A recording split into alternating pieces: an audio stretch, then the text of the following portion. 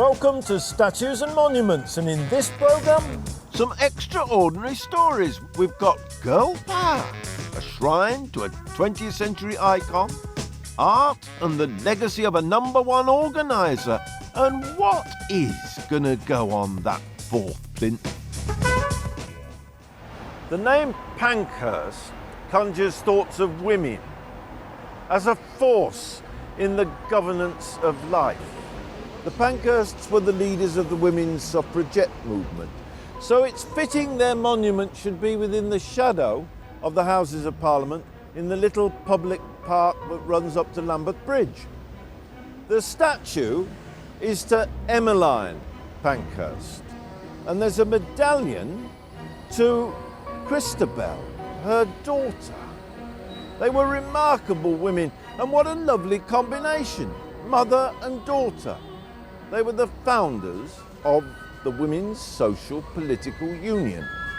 This union was founded in 1904, and it was groundbreaking because then women weren't allowed to vote, had no rights, and Emmeline said they must fight for them. And the Pankhurst legacy lives on, as do their offspring and the family name. The Pankhurst name is very important to me and to lots of people worldwide. It's amazing how many countries I visit through my work, and I find that people know about the Pankhursts, Emmeline Pankhurst in particular, and the whole suffragette movement. It's important as a symbol of people coming together to make change, in this case to ensure that women were treated equally with men. The fight was particularly around the vote and the importance of women being able to be citizens, political participants, leaders as well in their own country. They weren't anti-men, not at all.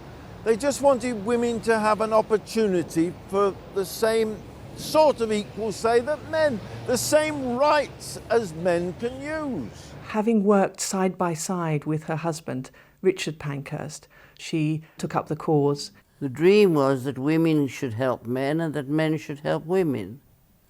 And her indispensable husband certainly helped her until he died.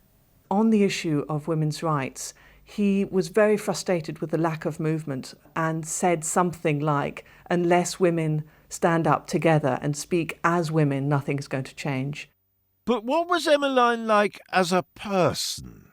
Emmeline Pankhurst, my great-grandmother, was a very dynamic, charismatic, beautiful woman, a very feminine leader who used her charm to interest and ensure that other people followed her, both women and men. Pankhurst was an equaliser.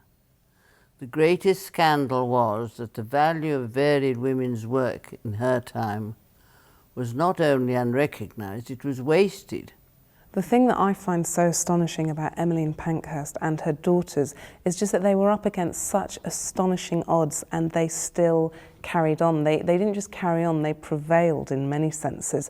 And it's the fact that they didn't give up. That one single characteristic is the characteristic that I admire more than any other in human beings. And I think Emmeline really embodies that. But it wasn't all harmony in the Pankhurst family. Very early on there was a split between, on the one hand, Emmeline with her oldest daughter, Christabel, who increasingly felt that the vote was about the rights of middle-class women and increasingly became quite conservative and pro-First World War, for example. And on the other hand, Sylvia, the second daughter, who was much more linked to her father's view of feminism and socialism and the right of working class women to get an equal wage as working class men. So she set up work in the East End of London. But they also disagreed about tactics. On the one hand, Christabel and Emmeline encouraged women to get more and more violent and militant in their tactics, and that involved attacks to works of art, to people's properties, shouting in meetings, and basically militant violence tactics. And they felt they needed to do this in order to get the attention of media and politicians.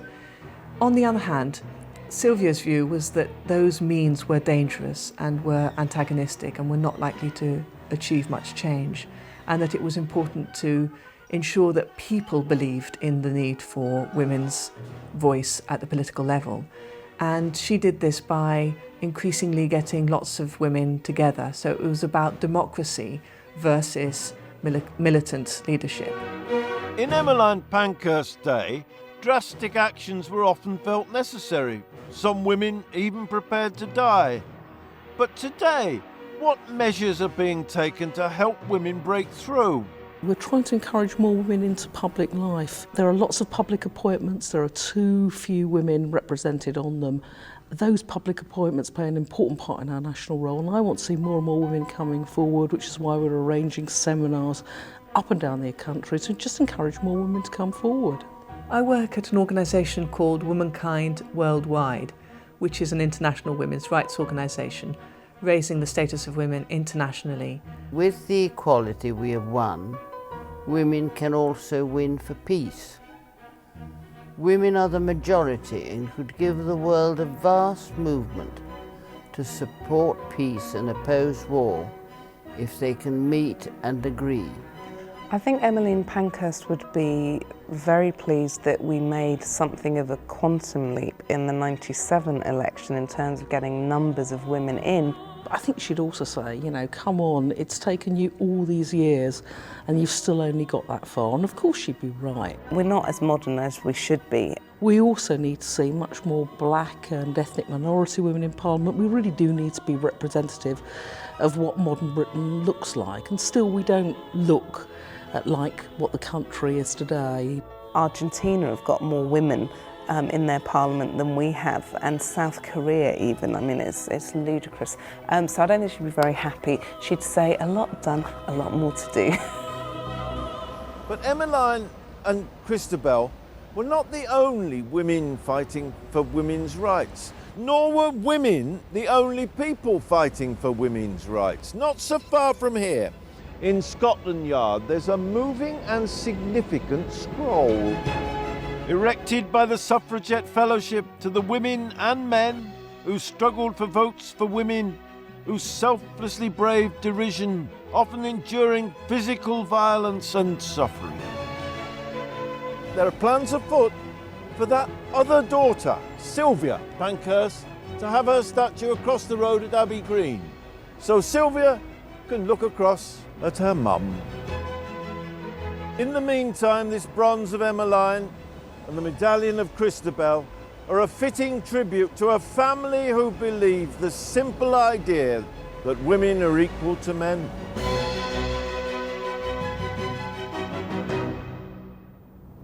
There are certain people who have lived in the 20th century who transcend the normal parameters of being famous just in their own country to become world icons. And London's a fair few statues to these charismatic world figures who've often found support in this country from ordinary Londoners who've made their causes their own cause.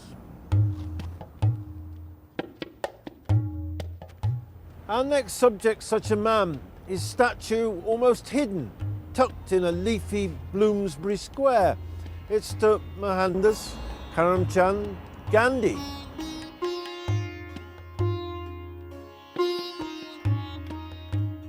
Gandhi was a solicitor, as was Nelson Mandela. Gandhi was the man of Indian independence. But more than that, he lived very simply. He believed in living simply. And his cause was non-violent, peaceful protest. So it's fitting he should be in this Tavistock Square, because in that corner there's a rock that commemorates conscientious objectors, those who refuse in conflict to militarily fight. It's more than a statue, this. It's almost like a shrine. People bring rice, stick of incense, the single flower.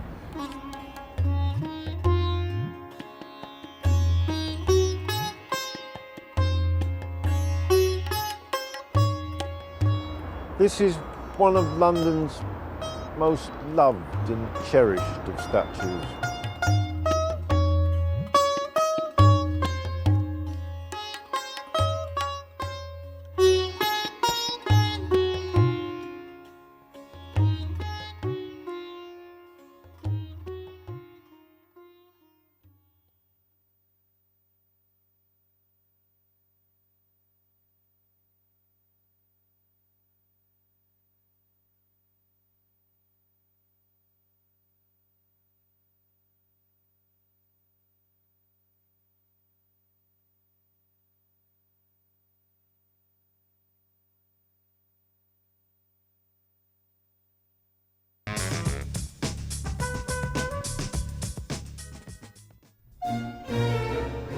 In and around London, there are many statues and monuments to artists. To writers and musicians, actors, and sometimes a rare treat, an actress. This one is to a painter, And it stands plumb in the centre of the front courtyard of the Royal Academy of Arts on Piccadilly, opposite Fortnum and Mason. The painter is Joshua Reynolds. He was the son of a clergyman from Plymouth, born in 1723. Came to London when he was a lad of about 17 to study, as so many young people do, and he did very, very well. Not just as a portrait painter, but as an organiser of art, an encourager of artists. He sat on all the committees that founded this Royal Academy of Arts in 1768. But Josh started his academy originally in Somerset House, the enormous palace down on the Strand, then moved to what's now the National Gallery in Trafalgar Square before finally settling here at Burlington House, Piccadilly. His statue by Alfred Drury, erected 1931, is here where he's been the main man. he set the whole thing up, really, Josh Reynolds, and became the Royal Academy's first president. But Reynolds needed money and support for his ideas to be a success. He, together with a number of other artists, made a petition to the King, who gave his royal patronage to the Royal Academy and funded the Academy for about 25 years. He was a very professional artist himself and would have spent a lot of time in the studio on his commissions, much less time than I have to today doing my job. So Joshua Reynolds believed in encouraging arts, bringing on the young, nurturing talent. He wanted the arts to flourish and increase throughout the land. And this great house, the Royal Academy, to be more than a museum, a gallery where paintings hung. He wanted it from the outset to be an art school where the young and students could come to learn to draw from life.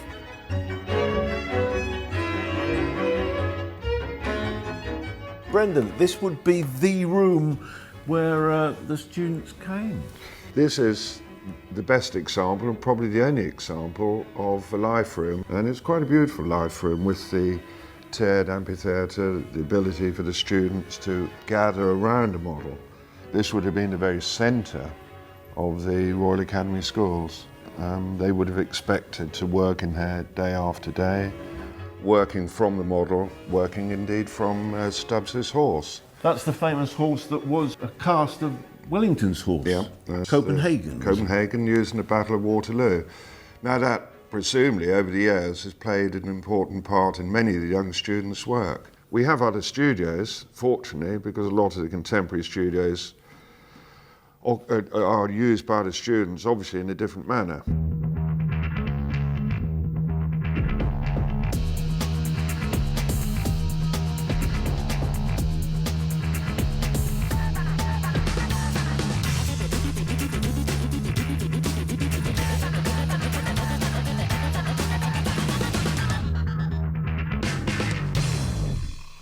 Marianne, this is a good space to work.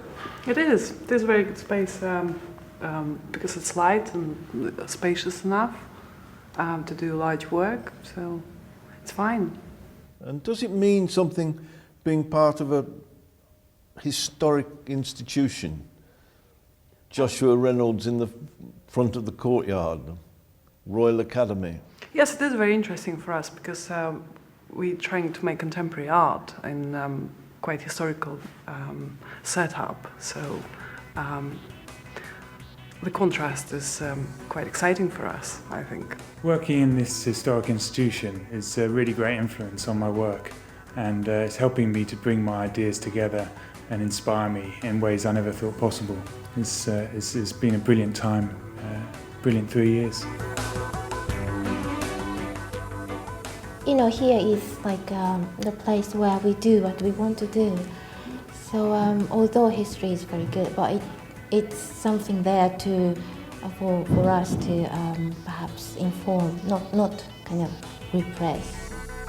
This year we had over 460 students and we interviewed 60 of them and are taking, I think it's between 18 and 20. What it allows us, of course, is to look for the very best. The interviews are nerve-wracking. Yeah, terrible actually, isn't it? I sort of went a bit numb in there, but I guess went as well as I could have done really. And so few get in. Yeah, it's a high risk game, isn't it really? Without any doubt, one of the attractions of the Royal Academy, and this is dependent upon the wishes of the members, and going back to Joshua Reynolds, is that the Academy schools are free. The reputation of Royal Academy schools is growing, which is fortunate, and we want a cross-fertilisation of cultures and ideas. We want really, as Joshua Reynolds would want, the Royal Academy schools to be the very top school in the world. The role of the President of the Royal Academy today is somewhat the same as when Joshua Reynolds was president, but also very different. We have a bigger space, we have a program of exhibitions running throughout the year now, when in those days there was no such thing. It didn't start until 100 years later. I think Joshua Reynolds would have come in fairly rarely into the Academy in those days, but his influence would have been all-pervasive nevertheless. Reynolds was himself a major classic painter who only stopped painting when in age he lost sight in one eye. But his spirit, his ideas still govern this place. Sir Joshua looks down on today's generation of artists. And if the statue could speak, what would he say of modern art? Well, I tell you what he would be pleased about, that there's a real appreciation of art by Londoners in London, be it the statues in the street furniture, the crowds at the Tate Modern, or the queues that come to his Royal Academy. And Joshua, you would be pleased at that.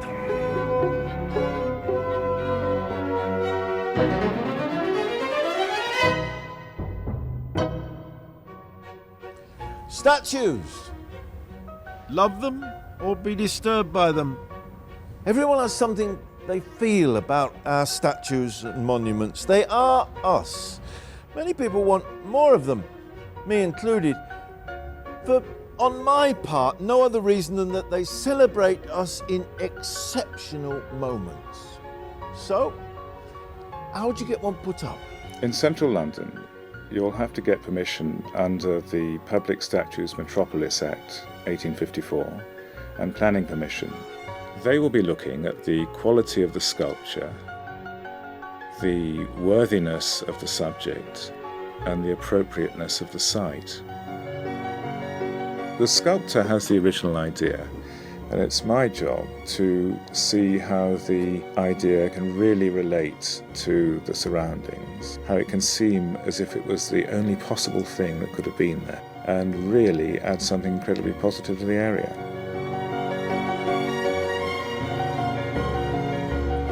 The number one spot for statues is, of course, here, Trafalgar Square. And we know there's plans afoot for a new statue to Nelson Mandela in front of the National Gallery on a planned pedestrian walkway on the North Terrace. But the question of the day is what to put on top of the fourth plinth. The empty top up there. It's a national issue because this part of London belongs to all of us. There have been temporary structures put on the top of that, and I quite like the idea of temporary structures as a permanent feature, but it's a big debate now in high circles and among common people. What do you think should be atop the empty plinth? I think William Beveridge. Tony Hancock. Jimi Hendrix. Neil Gwynn. Freddie Mercury. I like that. Freddie Mercury, born in Bombay. I quite like Elvis Presley for the empty plinth. He never came to England, but he meant so much to my generation. I think it should be a study of John Lennon. Bruce Lee. Mary Seacole. The late, great Ian Dury. I'd like to see Jesus Christ. A good statue of him. George Harrison. Martin Luther King, he was a great man. Tommy Cooper. Bob Marley. Handel. There's not one of Handel. Christopher Wren. No, Christopher Wren. Princess Diana. Princess Diana. Princess Diana. Diana. Princess Diana. Well, of course, Princess Diana's bound to be a popular people's choice. So too would be the Queen Mum. But do we want a royal in this square? I've spoken beneath the plinth, beneath the column. I've held banners, I've shouted slogans, I've hugged lovers, I've celebrated. I've always felt this square belongs to us, the common people. Of course, there's a committee of the great and the good, just as in Joshua Reynolds' time, now looking into the question of what do you put on the empty plinth? There was a fourth plinth committee established by the government to commission the various works that appeared there around the millennium. That then, its work done, disappeared. I've established a new committee which is looking at various works we could commission to put on there on a rotating basis. And their report will be published quite soon. Well, we'll see. But will it turn out to be your favourite statue? Because we've all got our favourites. This is my favourite, bottom end of Bond Street. It's called the Allies, and it's a magnet for tourists. Note wrong with that. Thousands come to sit just where I'm sitting, between President Franklin Delano Roosevelt and Winston Spencer Churchill. It was put up only in 1995, but it's wearing a bit shiny, like Peter Pan. It's become another London classic. I love this because you can get close to it, touch it, and the detail is wonderful. I don't think I like Churchill a lot, but this man, Roosevelt, both for what he did and for him himself, enormous respects from me. Without their friendship, the Allies, I wonder, would we have the freedom we enjoy today in London? That's what statues are for, to make you wonder, to feel inspired. Yes, could I have done as well? For me, it's better than Mickey Mouse. And where else can you have yourself snapped between the two greatest men of your lifetime?